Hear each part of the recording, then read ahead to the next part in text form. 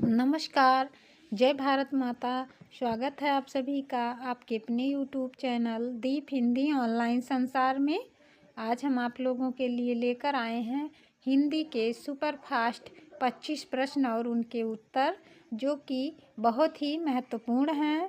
तो अब हम लोग आगे चलते हैं अपने प्रश्न की तरफ। हमारा प्रश्न नंबर 1 है, ता वर्ग का उच्चारण स्थान है कौन सा? मूर्धा, दंत, ओष्ठ, कंठ। तो इसका राइट ऑप्शन ए है मूर्धा।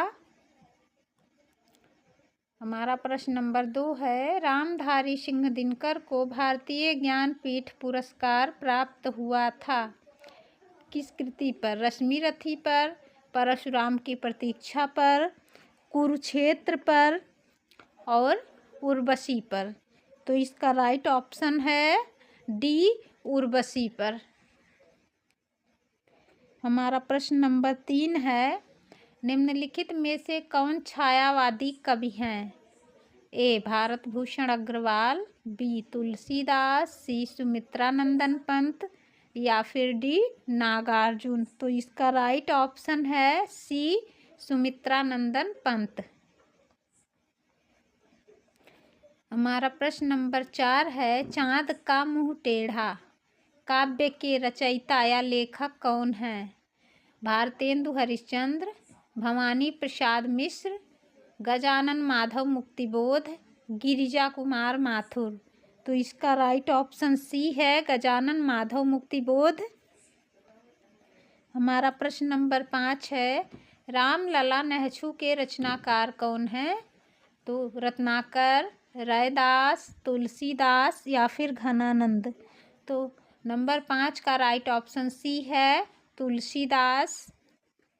हमारा प्रश्न नंबर 6 है, द्विवेदी युग का नाम किसके नाम पर रखा गया? महावीर प्रसाद द्विवेदी, हजारी प्रसाद द्विवेदी, राम अवध द्विवेदी या फिर शांति प्रिय द्विवेदी। तो 6 नंबर का राइट ऑप्शन ए है महावीर प्रसाद द्विवेदी जी। हमारा प्रश्न नंबर 7 है, संसद से सड़क तक काव्य के रचनाकार कौन है? श्रीकांत वर्मा, सुदामा प्रसाद पांडे, धूमिल, अज्ञेय, रघुवीर। तो इसका राइट ऑप्शन बी है सुदामा प्रसाद पांडे, धूमिल। हमारा प्रश्न नंबर 8 है, रंगभूमि उपन्यास के रचनाकार कौन है? राजेंद्र यादव, रांगे राघव, प्रेमचंद, अमरकांत। तो राइट ऑप्शन सी है मुंशी प्रेमचंद। हमारा प्रश्न नंबर 9 है, ज्ञानपीठ पुरस्कार किस क्षेत्र में श्रेष्ठ कार्य के लिए दिया जाता है? ए सिनेमा, बी विज्ञान, सी समाज सेवा या फिर डी साहित्य। तो इसका राइट ऑप्शन डी है साहित्य के क्षेत्र में दिया जाता है। हमारा प्रश्न नंबर 10 है, ज्ञानपीठ पुरस्कार दिया जाता है ए हिंदी भाषा के प्रचार प्रसार हेतु, बी भारतीय लेखकों की आर्थिक सहायता हेतु, सी भारतीय भाषा के साहित्यकारों के रचनात्मक लेखन हेतु या फिर डी इनमें से कोई नहीं। तो प्रश्न नंबर 10 का राइट ऑप्शन सी है भारतीय भाषा के साहित्यकारों के रचनात्मक लेखन हेतु। हमारा प्रश्न नंबर 11 है, पृथ्वीराज रासो किस काल की रचना है? तो ए आदिकाल, बी रीतिकाल, सी भक्तिकाल या फिर डी आधुनिक काल। तो प्रश्न नंबर 11 का राइट ऑप्शन है आदिकाल। हमारा प्रश्न नंबर 12 है, कलम के सिपाही क्या है? कलम का सिपाही एक पुस्तक है, तो ये किस विधा की है ये पूछा जा रहा है इसमें। तो आत्मकथा, रेखा चित्र, संस्मरण या फिर जीवनी। तो हमारे 12 नंबर क्वेश्चन का राइट ऑप्शन है डी जीवनी। हमारा प्रश्न नंबर 13 है, हिंदी की पहली कहानी लेखिका का नाम बताइए। बंग महिला, सत्यवती, चंद्रकिरण, चंद्रकांता। तो प्रश्न नंबर 13 का राइट ऑप्शन बी है सत्यवती। हमारा प्रश्न नंबर 14 है, खड़ी बोली के सर्वप्रथम लोकप्रिय कवि माने जाते हैं? रामधारी सिंह दिनकर, सूर्यकांत त्रिपाठी निराला, मैथिली शरण गुप्त, अयोध्या सिंह उपाध्याय हरिऔध। तो हमारे 14 नंबर प्रश्न का राइट ऑप्शन डी है, अयोध्या सिंह उपाध्याय हरिऔध। हमारा प्रश्न नंबर 15 है, गोदान किसकी कृति है? फणीश्वर नाथ रेणु, प्रेमचंद, अज्ञेय या फिर जयशंकर प्रसाद। तो गोदान किसकी कृति है? राइट ऑप्शन है मुंशी प्रेमचंद। हमारा प्रश्न नंबर 16 है, अपभ्रंश का वाल्मीकि किसे कहा जाता है? पुष्पदंत, धनपाल, शालिभद्र सूर्य या फिर स्वयंभू को। तो राइट ऑप्शन हमारा है डी, स्वयंभू को कहा जाता है अपभ्रंश का वाल्मीकि। हमारा प्रश्न नंबर 17 है, चंद बरदाई किसके दरबारी कवि थे? ए, महाराजा हम्मीर के, बी, महाराजा बीसल देव के, सी, महाराणा प्रताप के या फिर डी, पृथ्वीराज चौहान के।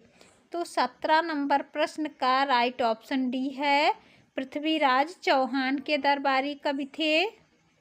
हमारा प्रश्न नंबर 18 है, मलिक मोहम्मद जायसी को जायसी कहा जाता है क्योंकि वे जायस गोत्र में पैदा हुए थे, जायस मत को मानने वाले थे, जायस नामक स्थान के निवासी थे या फिर इनमें से कोई नहीं।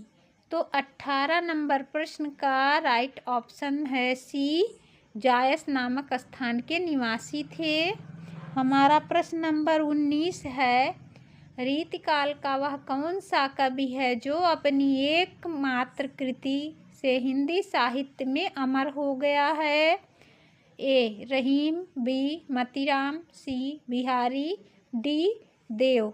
तो क्वेश्चन नंबर 19 का राइट ऑप्शन सी है बिहारी। बिहारी ने गागर में सागर को समाहित कर दिया था।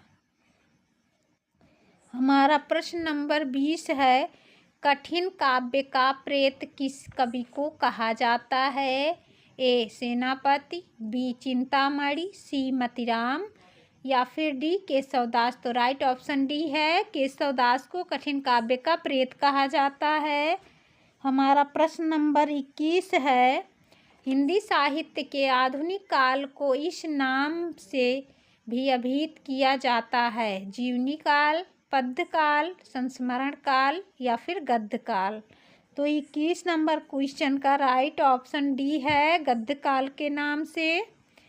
हमारा प्रश्न नंबर 22 है, हिंदी साहित्य में प्रयोगवाद के प्रवर्तक का नाम? ए, निराला, बी, अज्ञेय, सी, पंत, डी, जयशंकर प्रसाद। तो प्रश्न नंबर 22 का राइट ऑप्शन बी है, अज्ञेय।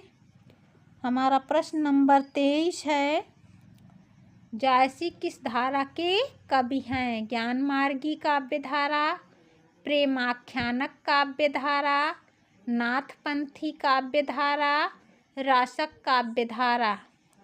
जायसी किस धारा के कवि थे? क्वेश्चन नंबर 23 का राइट ऑप्शन है बी, प्रेमाख्यानक काव्य धारा के कवि थे।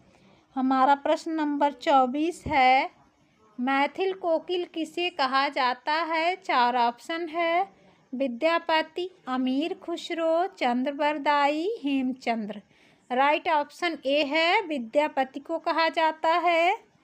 हमारा प्रश्न नंबर 25 है, प्रकृति के सुकुमार कवि किसे कहा जाता है? जयशंकर प्रसाद, सुमित्रानंदन पंत, महादेवी वर्मा, सूर्यकांत त्रिपाठी निराला।